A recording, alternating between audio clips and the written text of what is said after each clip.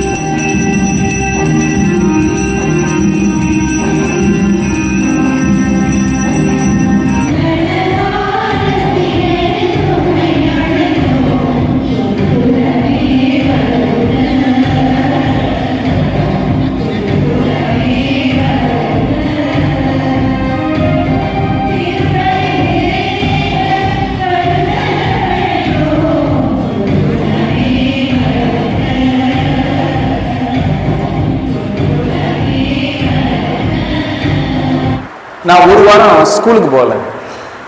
அப்போ என்னுடைய வாத்தியார் ஆரோக்கியசாமி என்ன பண்ணார் அப்படின்னா, இவன் ஏன் ஒரு வாரம் பள்ளிக்கு போகாமல் இருக்கிறான்னு சொல்லி தேடி வந்திருக்கிறார். அப்போ தேடி வரும்போது எங்களுடைய ஆயா என்ன பண்ணியிருக்காங்க, தம்பி தம்பி பேராண்டி போய் ஒளிஞ்சுக்க, உன் வாத்தியார் வர்றார், வேம போய் ஒளிஞ்சுக்க அப்படின்னு சொல்றார். நான் சொன்னேன், கிளவி கிளவி, ஒளிய வேண்டியது நான் இல்லை நீதான், நீ செத்து போயிட்டேன்னு சொல்லி தான் நான் லீவ் எடுத்திருக்கிறேன், நீ போய் ஒளிஞ்சுக்க அப்படின்னு சொன்ன. கிளவி சொல்றாங்க, அட பாவி இப்படி பண்ணிட்டியே அப்படின்னு சொல்லிட்டு உடனே எங்க ஆயா குருது பானருக்கு அதுக்கு பின்னாடி ஒளிஞ்சுக்கிட்டான் கொஞ்ச நேரம். அப்ப நம்ம தப்பிச்சுக்கிட்டோம்ல. அப்படி யதார்த்தமான ஒரு வாழ்க்கைகள் தான் இருக்கும். இயேசு கிறிஸ்துவில் பிரியமானவர்களே, இயேசு காணிக்கையாக ஒப்பு கொடுக்கப்படக்கூடிய இந்த நாள், அவருடைய வரலாற்றினுடைய பின்னணியை நாம் ஆழமாக சற்று சிந்தித்து பார்க்க வேண்டும். ஆண் குழந்தை என்றால் 40 நாள்ல காணிக்கையை ஒப்பு கொடுக்கணும். பெண் குழந்தை என்றால் 80 நாள்ல தான் காணிக்கையாக ஒப்பு கொடுக்கக்கூடிய ஒரு சூழ்நிலை. அது வரைக்கும் தாய் வெளியில வரக்கூடாது. ஏன்னா வெளியில வரக்கூடாதுன்னா அது தீட்டு அப்படின்னு சொல்லிட்டு அவங்க வீட்டுக்குள்ளே தான் இருக்கணும், குழந்தையோடு தான் இருக்கக்கூடிய அந்த ஒரு சூழ்நிலையில் இருக்கும். இரண்டாவது, ஆலயத்திற்கு வருகிறார்கள், 2 நபர்களை சந்திக்கிறார்கள். ஒன்று பானுவினுடைய மகனாகிய அண்ணா, இரண்டாவது சிமியோன் அப்படின்னு சொல்றோம். இப்ப சிமியோன் யாரு அப்படின்னா பவுல் தான் சொல்லுவார். பவுல் சொல்லுவாரு, நான் கமாலியருடைய பாதத்தில் அமர்ந்து திருச்சட்டங்களை படித்தவன் அப்படின்னா, அப்ப கமாலியர்கள் தான் சிறந்த திருச்சட்ட அறிஞர்களாக இருந்தார்கள். அந்த கமாலியருடைய தகப்பர் தான் சிமியோன் என்பதுதான் நாம் தெரிந்து கொள்ளக்கூடிய ஒரு உண்மை. இரண்டாவது, பானுவேலுடைய மகள் அண்ணா 7 ஆண்டுகள் கணவரோடு வாழ்ந்து கைம்பெண் ஆனவர். ஒரு இறைவனை சந்திக்க வருகிறார், இறைவனை பற்றிய இறைவார்த்தையை உரைக்கிறார். 2 பேருக்கும் கொடுக்கப்பட்ட பணி. பானுவேலுடைய மகள் இறைவாக்கினர் அண்ணா அப்படின்னு சொல்லுவாங்க. இறைவாக்கினர் என்றால் நல்ல செய்திகளை கொடுக்கக்கூடியவர். அதனால அவர் தான் பெற்ற இயேசுவை அனைவரோடும் பகிர்ந்து கொண்டிருக்கிறார். இங்க இருக்கிறவங்கள்ட்ட எல்லாம் பகிர்ந்து கொண்டிருக்கிறார். நான் இப்படிப்பட்ட ஒரு மனுஷனை பார்த்தேன் அப்படின்னு சொல்லிட்டு. சிமியோன் தான் அவருடைய வார்த்தையை தான் நம்ம ஆழமா சிந்தித்துக் கொள்ள வேண்டும். அவர் சொல்வார், ஆண்டவரே, நீர் எனக்காக இந்த உலகிற்காக வைத்திருந்த மீட்பரை நான் கண்டுகொண்டேன். இப்பொழுது அடியேன் உம்மை என்னை அமைதியுடன் போகச் செய்யும் அப்படின்றார். இறைவன் தான் நிறைவு. குறைகுடம் கூத்தாடி கொண்டேதான் இருக்கும். இன்னைக்கு நாம் பேசுறதும் சரி, நீங்களும் என்றதும் சரி, எல்லாமே ஒரு குறைகுடமா தான் இருப்போம். ஆனால் இறைவனை கண்ட பிறகுதான் அந்த கமாலியனுடைய தகப்பனான சிமியோன் நிறைகுடமாக, ஆண்டவரே, என்னுடைய பல கேள்விகளுக்கு பதில் கிடைத்து விட்டது, அடியேன் என்னை இப்பொழுது அமைதியாக நடத்தும் அப்படின்னு சொல்றார். இப்பொழுது இந்த திருப்பலின் வழியாக நாமும் நற்கருணை பெற இருக்கிறோம். சிமியோன் தன்னுடைய கரங்களிலே இயேசுவை பெற்றார், தூக்கி கொஞ்சிறார். இறுதியில ஒரு வாக்கு கொடுக்கிறார் அன்னை மரியாளுக்கு, உமது உள்ளத்தை ஒரு வாழ் ஊடுருவி பாயும். ஊடுருவும் சொல்லியிருந்தாருன்னா பிரச்சனை இல்லை, ஊடுருவி பாயும், அதையும் தாண்டும், உலகத்தினுடைய மொத்த வழிகளையும் அதைவிட மேலான வழிகளையும் உனக்கு ஏற்படும் என்று அன்னை மரியாளை குறித்து சொல்லுகிறார். ஒரு ஊசி பாய்கிறதுக்கும் அது ஊடுருவி பாயும். அது ஊடுருவி பாயும் அப்படின்னா முழுவதும் குத்தி ஊசி முழுசா வெளியில வர்றது. அதுதான் அந்த பாயும் என சொல்லப்படக்கூடிய ஒரு அர்த்தம் என்பதை நாம் ஆழமாக சிந்தித்து பார்க்க வேண்டும். அப்பொழுது அமைதியுடன் போக செய்யும் அப்படின்னா ஆண்டவரை காணிக்கையாக ஒப்பு கொடுக்கிறாங்க. காணிக்கை என்பது என்னவென்றால், நம்ம எதை காணிக்கையா கொடுப்போம்? இறைவனுக்கு என்ன காணிக்கையா கொடுக்கணும்? எதை நம்ம கொடுப்போம்? இன்னைக்கு அக்கா காணிக்கை எடுத்துட்டு வாங்க அப்படின்னு சொன்னா நம்ம எதை கொடுப்போம்? கடவுள் படைக்காத ஒன்றை நம்ம கொண்டு வர முடியாது. பணம், அது நம்முடைய கடவுளுடைய படைப்பு. பணம் அது பேப்பர், காகிதம், மரத்துல இருந்து எடுக்கிறாங்க. ஒரு பழம் ஒரு மரத்துல இருந்து எடுக்கிறாங்க, அது மண்ணுல இருக்கு. அப்ப மண்ணு யார் படைச்சா? கடவுள். மரத்தை யார் படைச்சா? கடவுள். விதையை யார் படைச்சா? கடவுள். அப்ப எல்லாமே கடவுள் படைச்சது தான் கொடுக்குறோம். அதான் ஒரு பாடல் வரி, காணிக்கை பாடல் இருக்கும், என்ன கொடுத்தாலும் பலன் இல்லை, நான் என்னை கொடுக்காமல் பொருள் கொடுத்தால். அப்ப நம்ம இன்னைக்கு பொருள் கொடுத்துட்டோம் அப்படின்னு வீட்டுல போய் நான் காணிக்கை கொடுக்க போறேன், காணிக்கை கொடுக்க போறேங்கிற பெருமை இல்லை. ஏனென்றால் இன்று காணிக்கை கொடுக்கிறேன் என்ற பெயரில் தனக்கான அடையாளத்தை தேர்ந்து கொண்டு விட்டார்கள். அதான் ஆண்டவர் சொல்லுவார், இடக்கை செய்வது வலக்கைக்கு தெரியாதிருக்கட்டும் என்று சொல்லுவார். மாறாக அவர் இன்னொன்னு சொல்லுவார், நீங்கள் மண்ணுலகில் செல்வத்தை சேர்த்து வைக்காதீர்கள், அது துருவும் பூச்சியும் அழிச்சிரும். மாறாக விண்ணுலகத்தில் சேர்த்து வையுங்கள், யாரும் அழிக்க முடியாது. ஏன்னா அங்கே பேங்க் ஓனரே நான் தான்டா அப்படின்றார். யாரு? இயேசு கிறிஸ்து சொல்லுகிறார், அங்கே பேங்க் ஓனரே நான் தான், அதனால கவலைப்படாத அப்படின்னு சொல்லக்கூடிய ஒரு சூழ்நிலையில் இருக்கு. இன்னைக்கு காணிக்கையாக இயேசுவை ஒப்படைக்கிறார்கள். அன்னை மரியாள் நாம் சிறப்பாக சிந்திக்க வேண்டும். புனித யோசேப்பையும் நாம் விட்டு வைக்க கூடாது, அவர் சிறந்த மனிதராக இருக்கிறார். எனவே இன்று இந்த திருப்பலியிலே நாம் எதையும் கொடுக்க வேண்டாம், நம் இதயத்தை கொடுப்போம், இறைவனை பெற்றுக்கொள்வோம். அதுதான் இன்றைய காணிக்கையாக அமையட்டும். நற்கருணைக்கு வருவோம். நற்கூட்டல் கருணை. இந்த நற்கருணை என்பது மிகவும் முக்கியமான ஒன்று. கிறிஸ்தவர்களுக்கே இடம் கொடுக்கக்கூடிய ஒன்றே ஒன்று நற்கருணை, அவ்வளவுதான். ஏன்னா மத்தேயு நற்செய்தி 4வது அதிகாரத்துல 4வது வசனத்துல சாத்தான் ஆண்டவரை சோதிப்பான், இந்த கற்களை அப்பமாக்கி சாப்பிடு அப்படின்னு சொல்லுவான். உடனே ஆண்டவர் இயேசு கிறிஸ்து என்ன சொல்லுவார்? மனிதர் அப்பத்தினால் மட்டுமல்ல, மாறாக கடவுளின் வாய்ச்சொல் ஒவ்வொன்றாலும் வாழ்வார் என்று சொல்லப்படுகிறது ஆண்டவருடைய வார்த்தை. எனவே அப்பத்தினால் மட்டும் எனக்கு நிறைவு கிடைத்து விடுமானா கிடைக்காது. ஒரு அப்பத்தினால் மட்டும் எனக்கு நிறைவு கிடைக்குமானா கிடைக்காது. அது உங்களுக்கு பசி எடுக்கும் போது நம்ம சாப்பிடுறோம். காலையில சாப்பிடுறத ஒரு வருஷம் வரைக்கும் ஓட்டலாமா? நேற்று காலைல சாப்பிட்டோம், இன்னைக்கு காலைல சாப்பிடுறோம், அப்ப ஒரு வாரத்துக்கு சாப்பிடாம இருப்போமா? கிடையாது. மீண்டும் பசி எடுக்க வைக்கக்கூடிய உணவு அது அழியக்கூடிய உணவு. என்றுமே பசியை எடுக்காத ஒரு உணவு என்றால் அது இறை வார்த்தை தான் நற்கருணையாக மாற வேண்டும். ஏன்னா யோவான் நற்செய்தியில தான் சொல்லுவார் ஆண்டவர் இயேசு கிறிஸ்து, வாக்கு மனிதரானார், நம்மிடையே குடிகொண்டார். வாக்கு மனிதர் தான் நற்கருணை வடிவில் வருகிறார். அந்த நற்கருணை நமக்குள் குடிகொண்டதென்றால் நாமும் அந்த ஒரு இயல்பிலே எடுத்துக்கொள்ளப்படக்கூடிய அந்த சூழ்நிலையில் தான் இருக்கிறோம். அன்பிற்கு இனியவர்களே, நற்கருணை பற்றி பேசும்போது நற்கருணையை முழுமையாக பெற்ற மனிதர்கள் குறைவுதான். இப்ப நம்மளே சொல்லுவோமே, இப்ப நம்ம சின்ன பிள்ளையில இருந்து புது நன்மை வாங்கல இன்னைக்கு வரைக்கும் 1 கிலோ நன்மை வாங்கியிருப்போமா? ஒரு 2 கிலோ நன்மை வாங்கியிருப்போமா? இல்லையா? வாங்கியிருப்போம். ஏதாவது வேலை செஞ்சுச்சு? செஞ்சுச்சா இல்லையா? என்ன ஃப்ரிட்ஜில் வச்ச மீன் மாதிரி உட்கார்ந்து இருந்தீங்கன்னா நான் என்னத்தையும் பேசுறேன். கொஞ்சம் ஃப்ரீயா இருங்க, ஒன்றும் பெருசெல்லாம் இல்லை. நற்கருணை வேலை செஞ்சுச்சா இல்லையா? அது செய்யுது. ரெண்டாவது, அதை செய்ய விடுவதில்லை யார்? அவ்வளவுதான். ஆண்டவர் இயேசு பசியாக இருக்கிறார். சாத்தான் போய் அப்பத்தை கல்ல கொடுக்குது, இது அப்பமாக்கி சாப்பிடு. பசியாக இருப்பதை தெரிந்து அறிந்த சாத்தான் இயேசுவிடம் செல்லுகிறது. இதே போலத்தான் நாமும் ஏதோ ஒரு நிலையில் பசியாக இருக்கும்போது சாத்தான் விளையாடும், நற்கருணை வேலை செய்யாம போயிடும். இப்ப யூதாசை அழகாக சொல்லுவார்கள், உலகத்திலேயே இயேசுவிடம் முதலாக நற்கருணை வாங்கிய மனிதர் யூதாசு. உலகத்திலேயே இயேசுவுடைய கரத்தால் நற்கருணை வாங்கிய முதல் சீடர் யூதாசு. முதல் சீடர் காட்டி கொடுத்தார். முதல் சீடருக்குள் சாத்தான் வந்தது. இயேசு கிறிஸ்து கொடுக்கும் போதே சாத்தான் வருதுன்னா நானும் பங்குச்சாமியாரும் கொடுத்தா யார் வருவா? அருளானந்தரா வருவாரு? யார் வருவா? வரும். அதுல நம்ம எச்சரிக்கையா இருக்கணும். எப்படின்னு சொல்றேன், எல்லா சீடர்களும் நற்கருணை உட்கொண்டார்கள். யூதாசு மட்டும்தான் நாவிலே வைத்திருந்தான். ஆண்டவர் சொல்லிவிட்டார், நீ செய்யவிருப்பதை விரைவாக செய். நற்கருணை உள்ள போக விடாம சாத்தான் தடுத்துக்கிட்டு இருக்கு. நீ செய்யவிருப்பதை விரைவாக செய் என்று சொன்னவுடன் கூட்டத்திலிருந்து உடனே யூதாசு எழுந்தான், வெளியே சென்றார், நற்கருணையை துப்பினான், ஆண்டவரையே துப்பினான், போய் போட்டு கொடுத்துட்டான் ஆண்டவர். இதுதான் யூதாசு வெளிப்படையாக செய்ததை நம்மில் சிலர் மறைமுகமாக செய்கிறோம். வெளியில் துப்பவில்லை, மாறாக உள்ளே துப்பி கொண்டிருக்கிறோம் நற்கருணையை. யூதாசு செய்த அந்த சேட்டையை இன்று நம்மிலும் பலர் செய்கிறோம் என்றால் நாம் யார்? நற்கருணைக்கு மதிப்பு கொடுக்கிறோமா, மரியாதை கொடுக்கிறோமா? கிடையாது. இல்லை, நற்கருணைக்கு சாட்சிகளாக இருக்கிறோமா என்பதும் கிடையாது. இப்ப அன்னை மரியாதை எடுத்துக்கொள்வோம். அன்னை மரியாள் பழைய ஏற்பாட்டுக்கு போனோம் அப்படின்னா, தாவீது ஆண்டவருடைய பேழையை சுமந்து வருவார். அந்த சுமந்து வரும்போது தாவீது ஒட்டு துணி இல்லாம ஆடுவார். படிச்சிருக்குமா இல்லையா? படிச்சிருக்கோம். அப்ப அந்த பேழைக்குள்ள என்ன இருந்துச்சு? நல்லா கவனிங்க. 3 இருந்தது.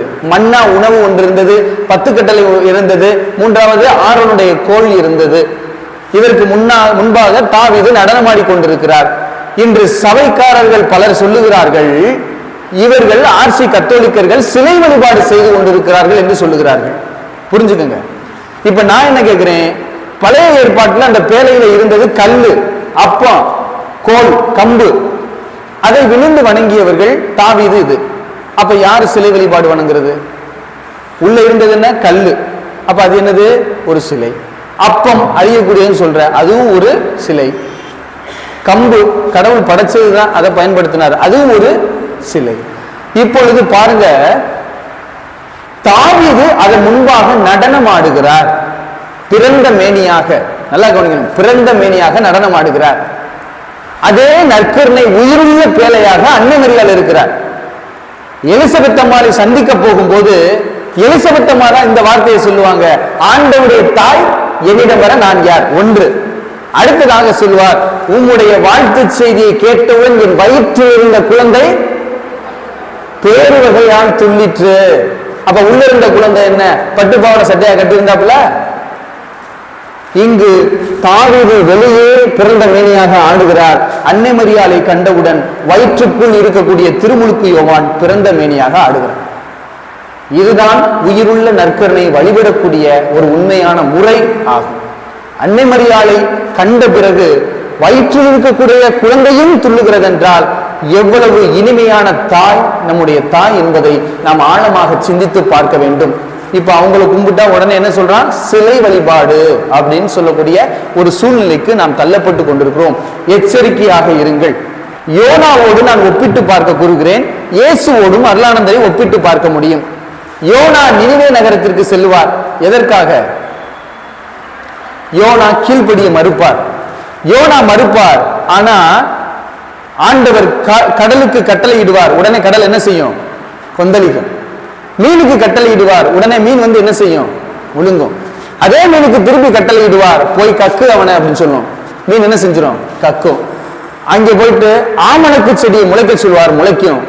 சூரியனை உதிக்க சொல்வார், உதிக்கும்.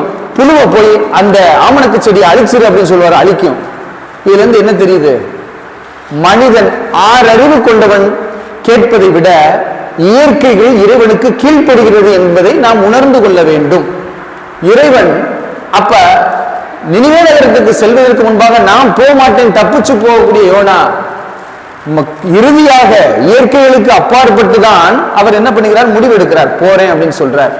அதை போல இங்கு பார்ப்போம். நம்முடைய இந்தியாவிற்கு வந்த அருளானந்தர் நற்கருணைக்கு சாட்சியாக வாழ்ந்தார் என்றால் அவர் சொன்னதை யார் கேட்டாங்க அப்படின்னா, முழுமையாக யார் கேட்டாங்க அப்படின்னா மண்ணும் நிலமும் கேட்டது. அதனால்தான் செம்மண் பூமியின் பாதுகாவலர் அப்படின்னு சொல்றோம், செம்மண் புனிதர் அப்படின்னு சொல்றோம். அவருடைய தலை வெட்டப்படுகிறது, உடனடியாக அந்த இடமெல்லாம் என்னவாக மாறுகிறது, சிகப்பா மாறுது அப்படின்னு சொல்றோம். அவர் சிந்தாத, ரத்தம் சிந்தாத இடமே இல்லை. அன்பிற்கு இனியவர்களே, இன்று நற்கருணை எனக்குள் என்ன செய்கிறது என்பது ரொம்ப முக்கியம்.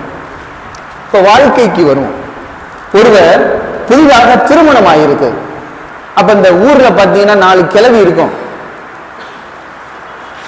வெத்தலை இடிச்சுட்டு உட்கார்ந்துருக்கும். அந்த உலக்கையில வெத்தலை இடிச்சிருக்கும், பார்த்திருக்கீங்களா? வெத்தலை இடிக்கிறா பார்த்திருக்கீங்களா?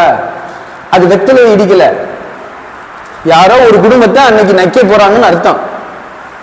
அதே போல அந்த புதிதாக திருமணமான அந்த தம்பதியிட்ட இந்த கிழவி போகுது. அடே, நீ என்னடா காது கேட்காத ஒரு பொம்பளை பிள்ளைய கல்யாணம் பண்ணிட்டு வந்துட்டியாம்ல அப்படின்னு ஒரு குண்டை தூக்கி போட்டுட்டாப்பு. யாரு? கிளை.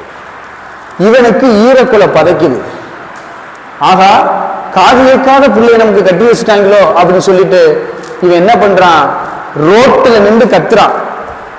அடே, என்ன குழம்பு அப்படின்னு கத்துறான். அங்கிருந்து ஒரு ரெஸ்பான்ஸ் இல்லை, ஒரு பதிலும் வரல. இவன் கொஞ்சம் வீட்டுக்குள்ள போயிட்டான்.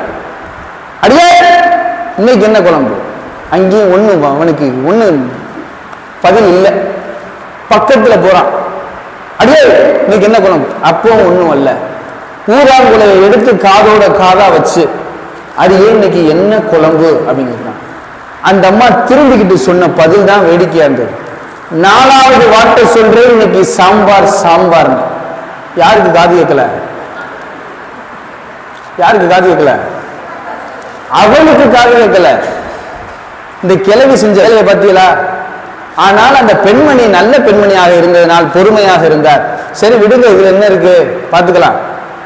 என்னமோ கை காலே இல்லாம குடும்பம் நடத்துறாங்க, ஒரு காது கேட்காம குடும்பம் நடத்துறாங்க. உடனே கிழவிக்கு என்னாச்சு? கிழவி என்னாச்சு? அடுத்த குடும்பத்துக்கு கிளம்பிருச்சு. சாத்தானுடைய வேலை ஒண்ணு குட்டையை குழப்ப முடியலன்னா அடுத்த குடும்பத்துக்கு போயிடும். இன்று நம்மிலும் பல பேர் இப்படித்தான் இருக்கிறாங்க. நற்கருணை உள்ள செயல்படுதோ இல்லையோ, தீய கருணைகள் நல்லா செயல்படுகிறது. ஒருவரை ஒருவர் அன்பு செய்ய வேண்டிய அந்த நேரத்தில் அன்பு செய்ய மறுக்கிறது. அப்ப நான் யார்? இயேசுவுடைய அன்பில் நான் நிலைத்திருக்க முடியுமா? நற்கருணையை நான் எப்படி கடத்தி செல்ல வேண்டும்? இன்னைக்கு இருக்கக்கூடியதுல அருளானந்தர் ஒருவர் இருந்தார், அவர் நற்கருணை கடத்தினார். அந்தோனியார் என்ற ஒருவர் இருக்கிறார், அவர் நற்கருணை கடத்துகிறார்.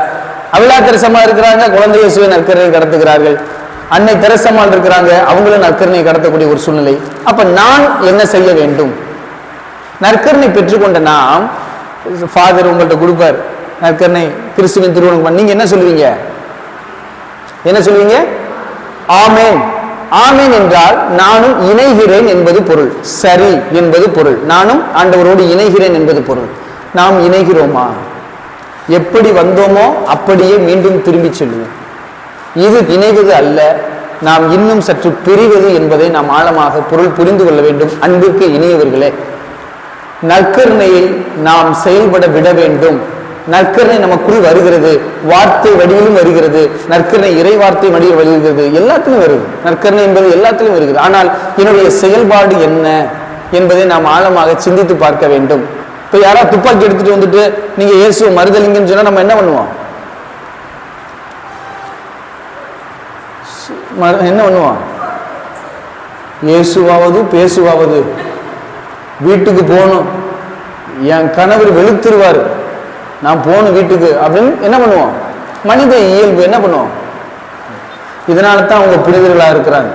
அருளானந்தரை கத்தியை வைத்து காட்டும் போதும் மிரளல, அவருடைய உறவுகளை விட்டு வந்து நமக்காக பாடுபட்டார், அவர் மிரளல. எனவே புரட்சியாளர் சேகுவேர் அவர்கள் அழகாக சொல்லுவார், உலகத்திலேயே சிறந்த சொல் செயல். நீங்கள் செயல்படாத விசுவாசம் செத்த விசுவாசம் என யாக்கோப்புல சொல்வது போல நம்முடைய விசுவாசம் என்ன? நான் நற்கருணையை சாட்சியாக வாழ்ந்து அதை கடத்துகிறேனா இல்ல சும்மா இருக்கிறேனா அப்படிங்கிறது தான் அதனுடைய பொருளாக இருக்கிறது. எனவே அன்பிற்கு இனியவர்களே, நாம் நற்கருணைக்கு சாட்சிகளாக இருக்க வேண்டும் என்றால் முதலில் நற்கருணையை நாம் சந்திக்க வேண்டும். அதை சந்தித்தால் மட்டும்தான் அதனுடைய ஆழமும் அருமையும் புரியும். ஜான் மரிவியானி என்பவர் நற்கருணை அருகிலே 18 மணி நேரம் அமர்ந்திருக்கிறார். அப்ப அவருக்கான நேரம் என்ன? அன்னை தெரசா அவர்கள் ஒரு நாளைக்கு 2 மணி நேரம் நற்கருடைய முன்னிலையில் அமர்ந்திருக்கிறார். அவர்கிட்ட கேட்கிறாங்க, எப்படிமா நீ இவங்களுக்கெல்லாம் உதவி செய்யறீங்கன்னு கேட்கும்போது, நீங்கள் நோயாளியை பார்க்கிறீர்கள், நான் நோயாளிகளுக்குள் இருக்கக்கூடிய இயேசுவை பார்க்கிறேன். முடிஞ்சிருச்சு. இப்ப நீங்களும் என்ன பண்ணணும்? ஒரு எதிரியை எதிரியாக நீங்கள் பார்க்க வேண்டாம், அதை ஒரு உறவுகளாக பாருங்கள். அதுதான் உன்னத நிலைக்கு நம்மை கடத்தி செல்லக்கூடிய ஒன்றாக இருக்கிறது. அருளானந்தர் இயேசுவுக்கு மட்டும் சாட்சியாக இல்லை, எல்லாத்துக்கும் சாட்சியாக காட்டி சென்றார், வாழ்ந்து காட்டி சென்றார். இயேசுவுக்கே சவால் விட்டார். நான் யூதாசை போல மறுதளிக்க மாட்டேன், நான் உமக்கு சாட்சி உள்ள பிள்ளையாக இருப்பேன் என்று சொல்லுகிறார். அவருடைய தாயும் தகப்பனும் சொல்லி அனுப்புகிறார்கள். இந்தியாவிற்கு வருகிறார். அவருடைய நண்பர்கள் சொல்றாங்க, வேணாம் போவேணாம், நான் இறைவனுக்கு சாட்சியாக உலமெங்கும் செல்லுவேன் என்று சொல்லி நம்முடைய பகுதிக்கு வருகிறார். அவர் இறுதியாக இறக்கிறார். எனவே அவருக்கு சாட்சியாக அருளானந்தர் இருந்தார், இயேசுவுக்கு சாட்சியாக. நாம் இயேசுவுக்கு சாட்சிகளாக இருக்கிறோமா இல்லையா என்பதுதான் யதார்த்தமான கேள்வியாக இருக்கிறது. இந்த உடலை நான் இயேசுவின் உடலாக மாற்றிவிட்டால் அருளானந்தர் செய்தார் அல்லவா? இயேசுவின் உடலாக தன்னுடைய உடலை மாற்றினார் அல்லவா? அன்னை தெரசா அவர்கள் செய்தார் அல்லவா? தன்னுடைய உடலை இயேசுவின் உடலாக மாற்றினார் அல்லவா? அருளார் தெரசம்மா செய்தார்கள் அல்லவா? தன்னுடைய உடலை இயேசுவின் உடலாக மாற்றினார் அல்லவா? பிறகு ஏன் என்னால் செய்ய முடியாது? அப்படி செய்தால் எனக்குள் இயேசு வந்து விடுவார். அப்பொழுது எனக்கு என்ன வந்துடும்? நற்கருணை வந்துடும். நற்கருணைக்கு சாட்சிகளாக வாழவும் முடியும். இதுதான் நமக்கு அருளானந்தர் விட்டு செல்லக்கூடிய ஒரு முக்கியமான செய்தியாக இருக்கிறது. எனவே அன்பிற்கு இனியவர்களே, நாமும் தொடர்ந்து நற்கருணைக்கு சாட்சி உள்ள மக்களாக வாழ தொடர்ந்து செல்லுவோம். பிற உறவுகளை நேசிப்போம். வாழ போறது வெறும் அற்ப நாட்கள் தான். 60 வருஷமோ 70 வருஷமோ 50 வருஷமோ, ஏன் விடிய காலையில கூட செத்து போலாம். உள்ள சண்டை சச்சரவு பேராசை எல்லாம் போட்டு முடிச்சுட்டு கடைசியில நம்ம யாருக்கு சாட்சியா வாழ்ந்தோம்னா சாத்தானுக்கு சாட்சியாக வாழ்ந்திருக்கிறோமே ஒழிய நற்கருணைக்கு சாட்சியாக வாழவில்லை என்பதை நாமே எழுதி கொள்ளுவோம். எனவே அன்பிற்கினியவர்களே, நாமும் தொடர்ந்து நற்கருணைக்கு சாட்சி உள்ள மக்களாக விளங்கி நற்கருணையை நம் வாழ்வில் ஏற்றுக்கொண்டு நற்கருணை பிறருக்கும் கடத்தி செல்லக்கூடிய அருளானந்தருடைய சீடர்களாகவும் இயேசுடைய பிள்ளைகளாகவும் இருக்க இந்த திருப்பள்ளியை நாம் பக்தியோடு மன்றாடுவோம். ஆமென்.